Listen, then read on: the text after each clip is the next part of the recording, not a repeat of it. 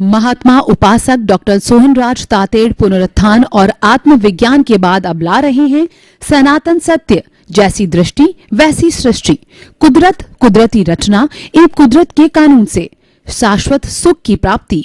Log in करें www.drsohanrajtated.com, YouTube channel doctor Sohanraj Tated, play store से download करें mobile app doctor Sohanraj Tated. चंदेषु निम्मलयरा आईचेषु अय्यं पयासयरा सागरवर गंभीरा सिद्धा सिद्धिं मम दिशन्तु सिद्धा सिद्धिं मम दिशन्तु। हे मेरे भीतर विराजमान शुद्ध आत्मा भगवान और जगत के सभी प्राणियों के बीच में के भीतर विराजमान वही शुद्ध आत्मा भगवान हम सबको सद्बुद्धि दे, हम सबको सुख दे, शांति दे, ताकि कि हम शांतिपूर्ण सह अस्तित्व के साथ में एक सुंदर विश्व का निर्माण कर सकें। सनातन सत्य, अल्टीमेट ट्रुथ, सार्वभौम सत्य, इस सृष्टि की अल्टीमेट रियलिटी क्या है, ये इंसान को जानना बहुत आवश्यक है। जब व्यक्ति अल्टीमेट स्टेज पर पहुंच जाता है तो उसे सच्चाई का ज्ञान होने पर वो अपना रास्ता सही बना सकता है, अपने जीवन का उद्देश्य निश्चित कर सकता है, जीवन का एक लक्ष्य बना सकता है, एम बना सकता है, गोल बना सकता है, टारगेट बना सकता है।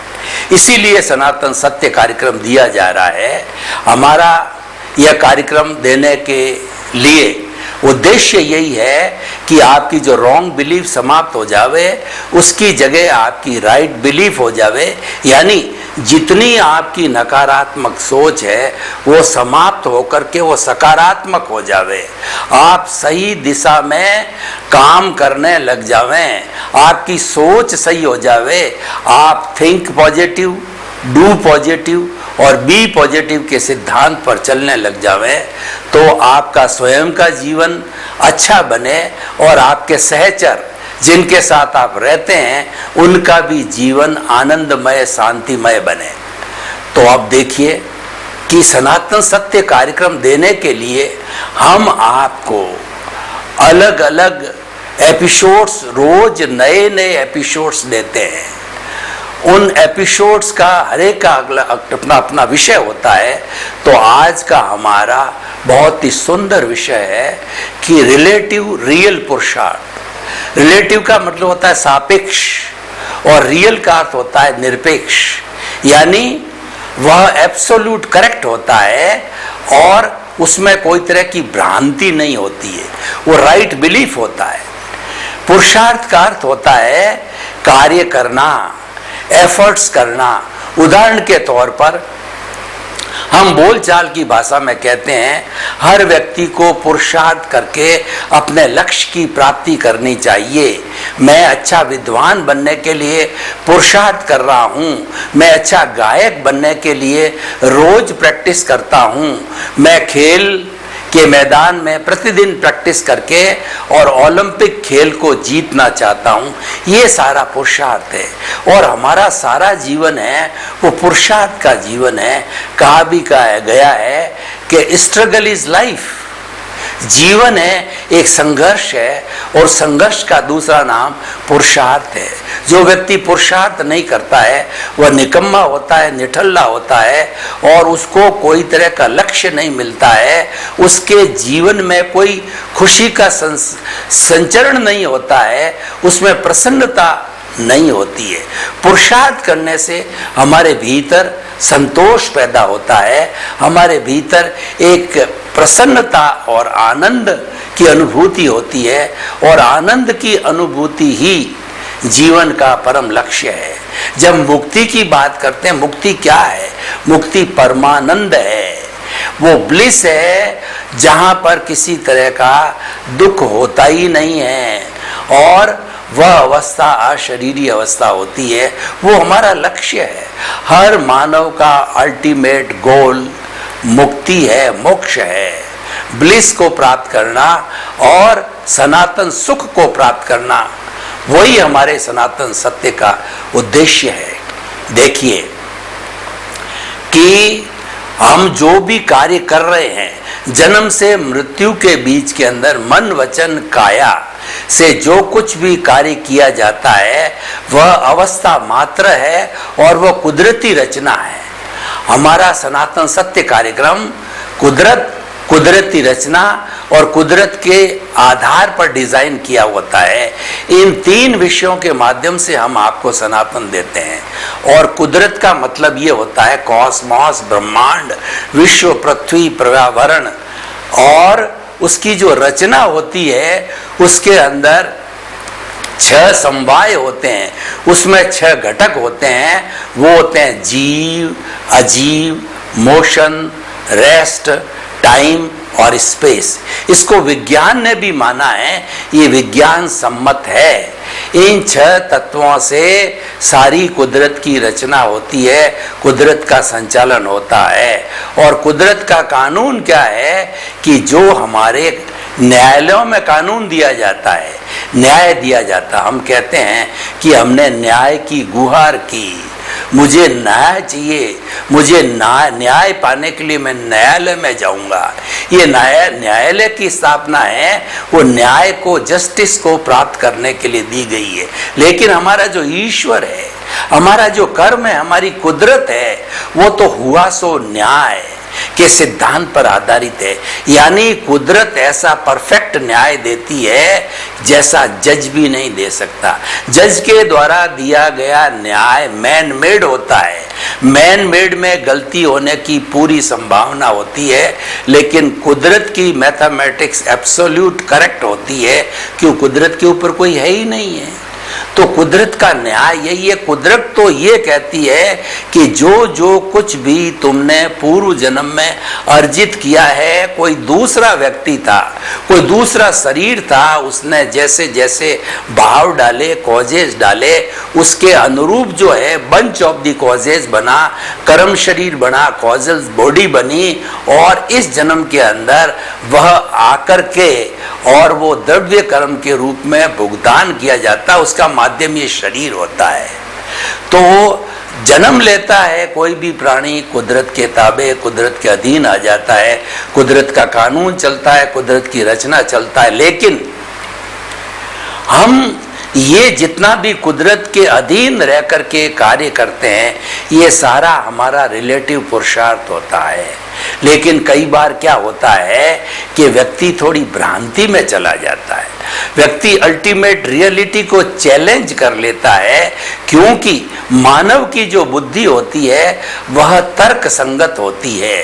कई बार मानव यह कह देता है यह कार्य तो मैंने किया, वास्तव में करता तो वही है, पर उसको पता नहीं है जो अदृश्य चीज है कि कुदरत ने संजोग जुटाए जब ये कार्य। मैं आपको एक सटीक उदाहरण देना चाहता हूं कि मुझे जो है एक अच्छी मसालेदार चाय पीनी है, तो चाय पीने के लिए मैं दूध, चाय पत्ती, मसाला, शक्कर, अग्नि, स्टोव, भगोला, ये सारी चीजों का अरेंजमेंट करके और मेरे हाथ से उस भगोले को 2-3 बार घुमा करके, उकाड़ा लेकर के, छान करके और एक अच्छी मसालेदार चाय पीता हूं। अब देखिए यहां हियर लाइज द पॉइंट, यहां एक टर्निंग पॉइंट है जो समझने का है।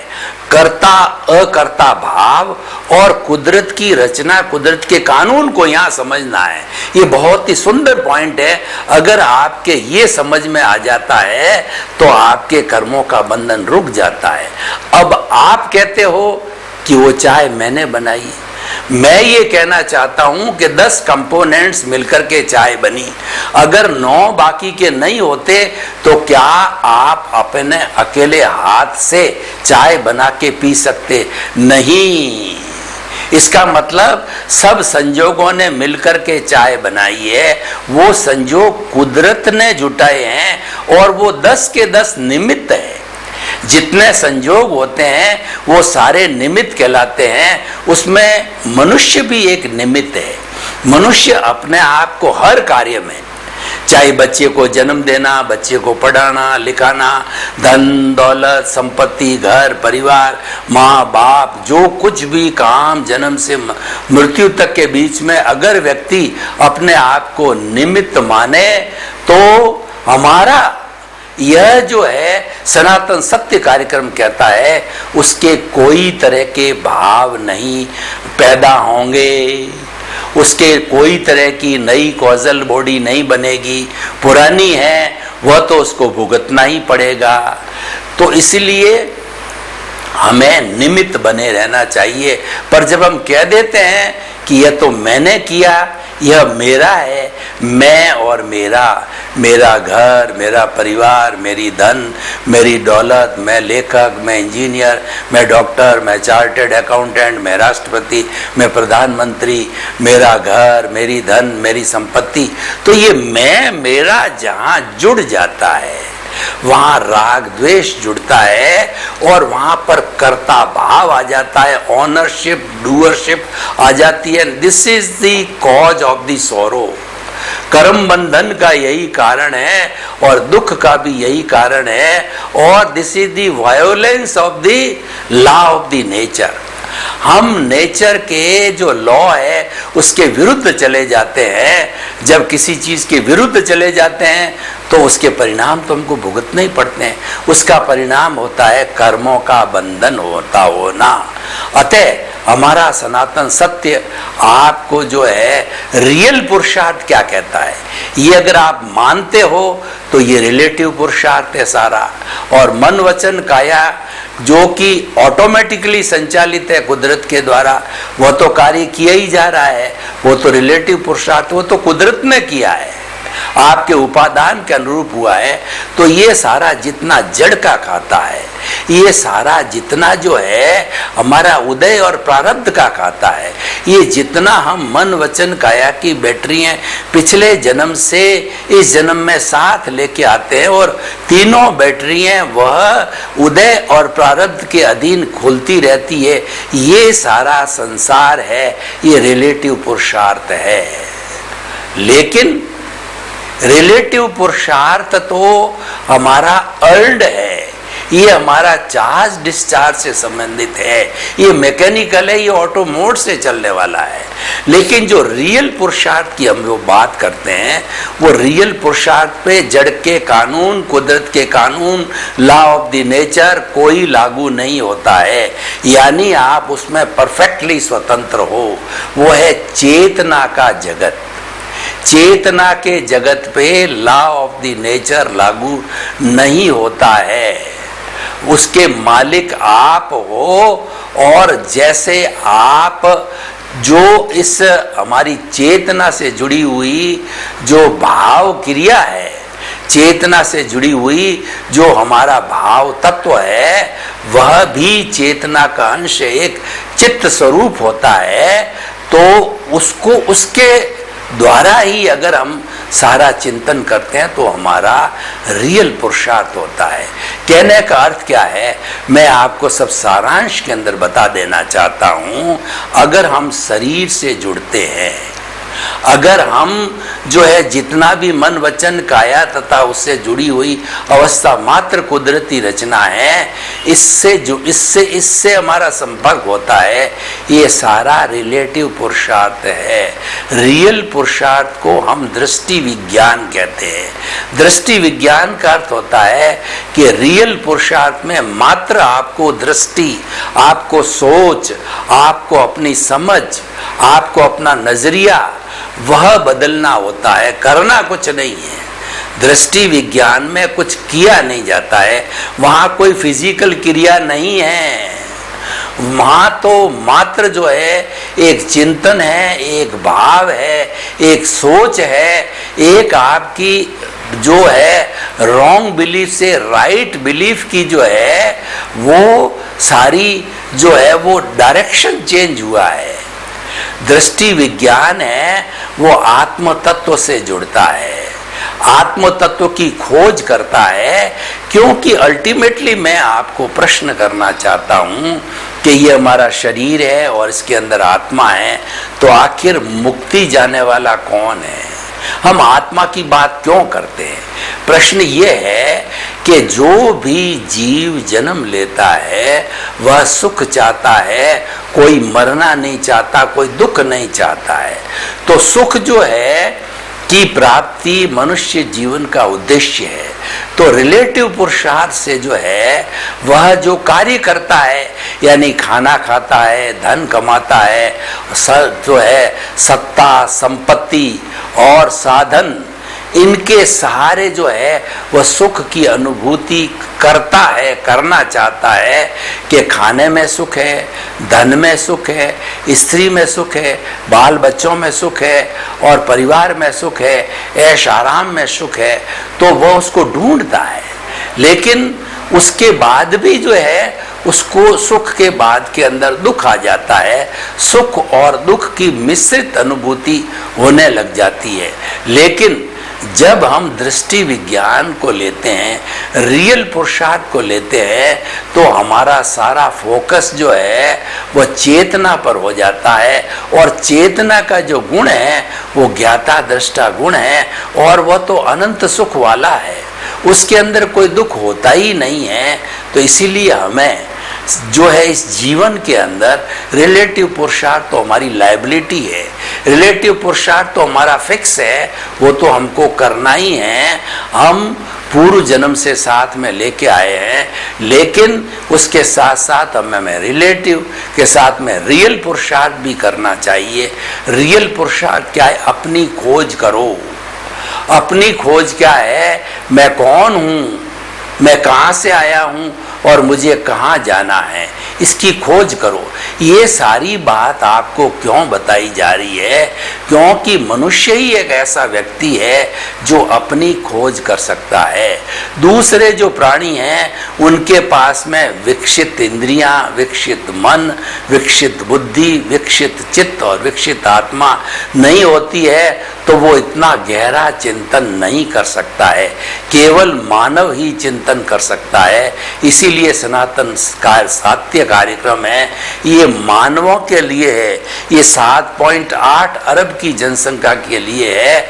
इसके अंदर कोई भी धर्म, संप्रदाय, आइडियोलॉजी किसी का भी समावेश नहीं है।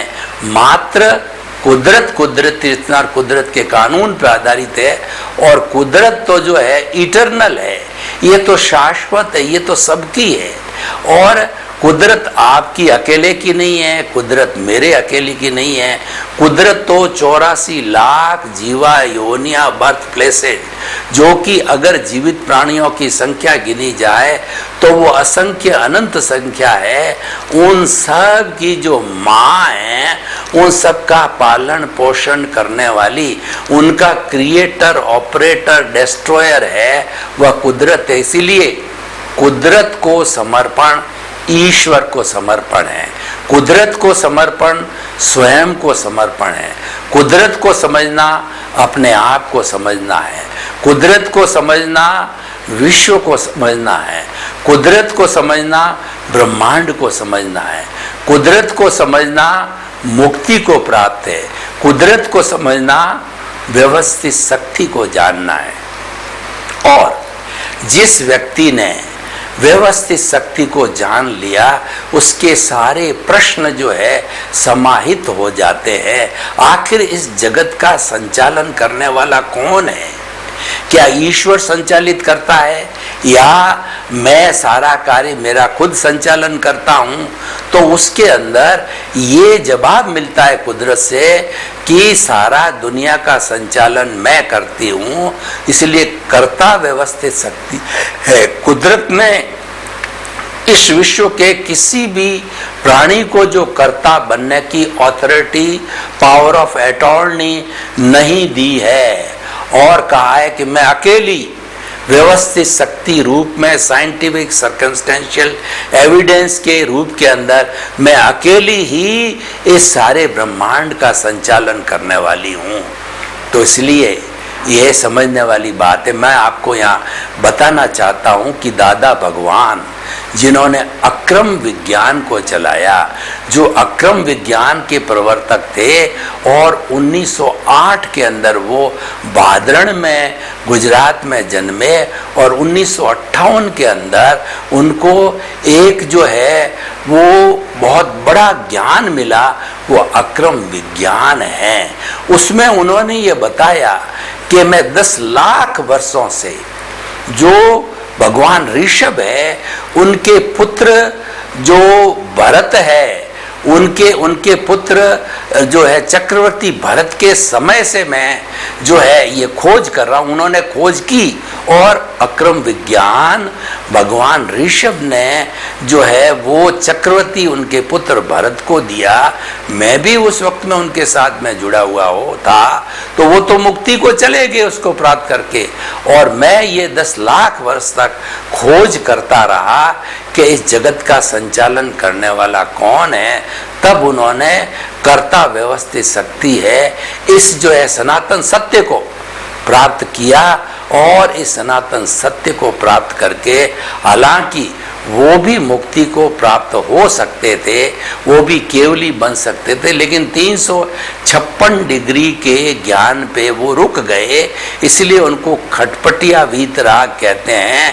उनके मन में एक इच्छा जागृत हुई कि भरत क्षेत्र के ज़्यादा से ज़्यादा जीवों को ये जो मुझे अक्रम विज्ञान मिला है, ये उनको ज्ञान दे करके और मैं सबको मुक्त कराना चाहता हूँ।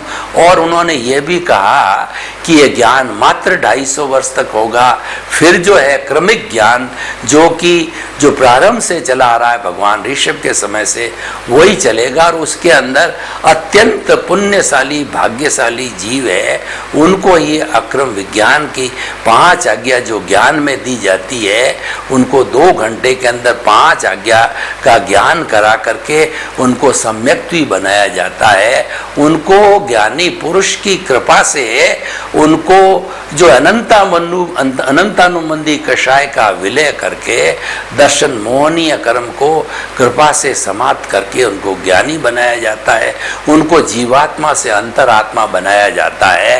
तो इस तरीके से जो है ये सारा सनातन सत्य वहाँ से जुड़ा हुआ है। तो सनातन सत्य यानी कुदरत की जानकारी। तो आज का हमारा विषय है कि रिलेटिव और रियल पुरुषार्थ। अब मैं आपको बताना चाहता हूँ कि हम इस रोजमर्रा की जिंदगी के अंदर सुबह से शाम तक कुछ न कुछ कार्य करते रहते हैं, और यह कार्य कई बार क्या होता है कि हम सोचते हैं वैसा होता नहीं है। एक माँ के 2 या 3 बच्चे होते हैं, वो सब ये सोचते हैं कि हम बड़े बड़े पदों पर चले जाएं, बड़ा बड़ा ज्ञान प्राप्त कर लें, इंजीनियर, डॉक्टर, सीए और संत महात्मा ऐसे बन जावें, पर वह होता नहीं है। क्यों नहीं होता है?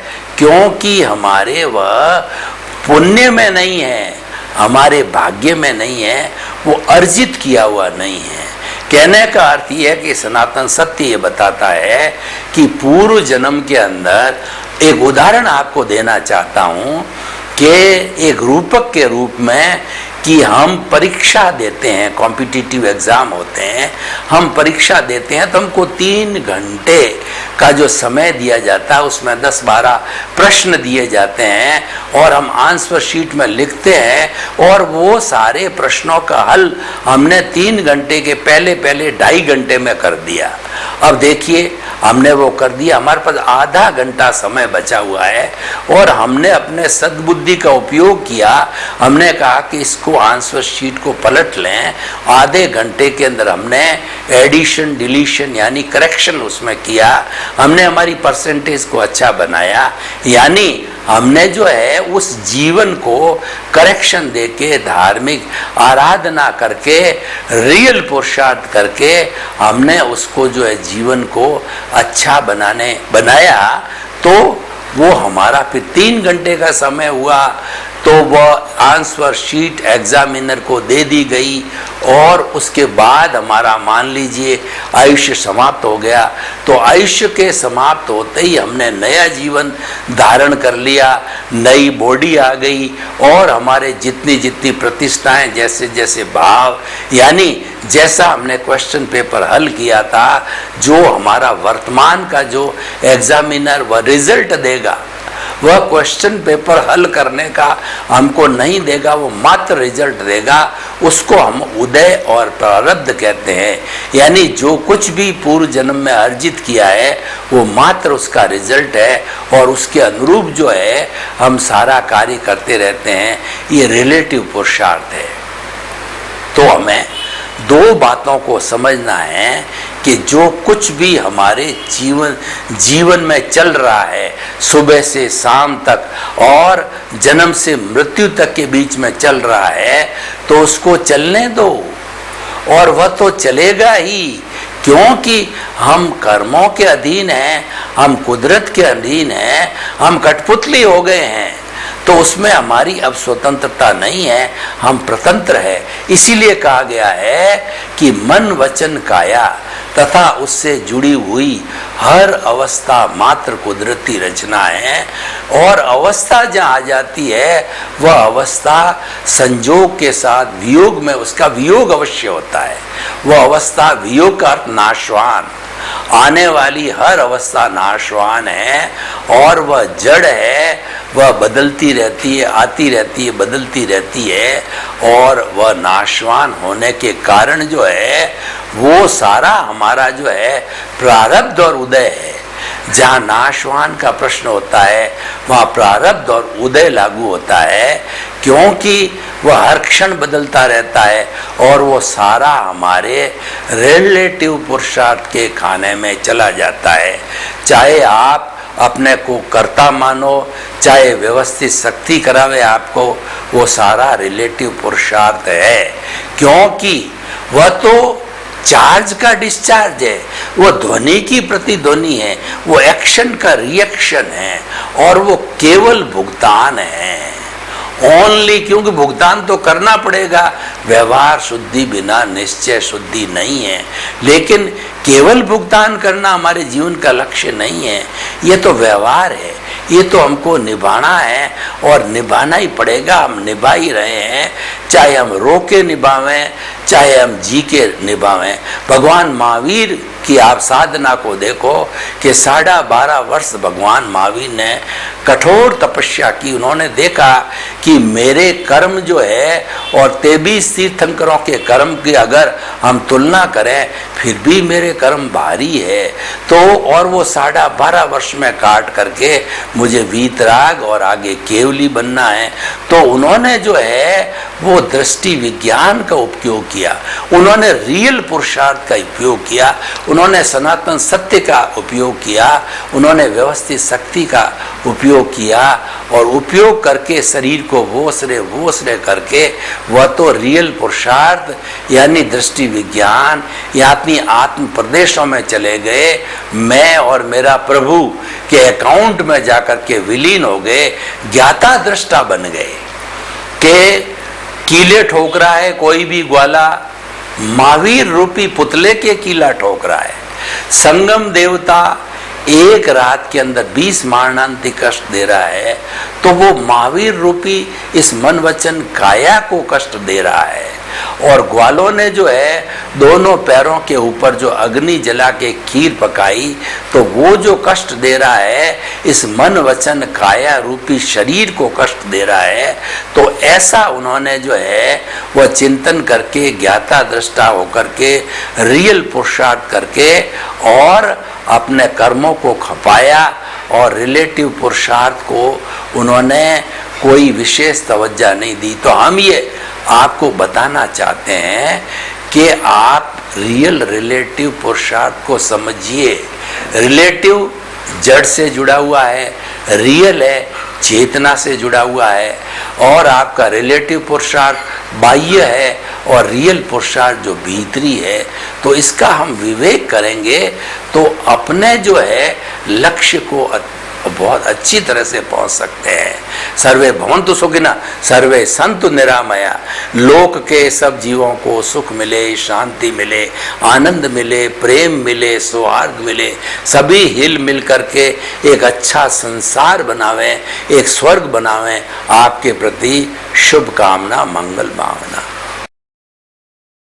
महात्मा उपासक डॉक्टर सोहनराज तातेड़ पुनरुत्थान और आत्मविज्ञान के बाद अब ला रहे हैं सनातन सत्य, जैसी दृष्टि वैसी सृष्टि, कुदरत, कुदरती रचना एवं कुदरत के कानून से शाश्वत सुख की प्राप्ति। लॉग इन करें www.drsohanrajtated.com। YouTube channel doctor Sohanraj Tated, play store से डाउनलोड करें mobile app doctor Sohanraj Tated.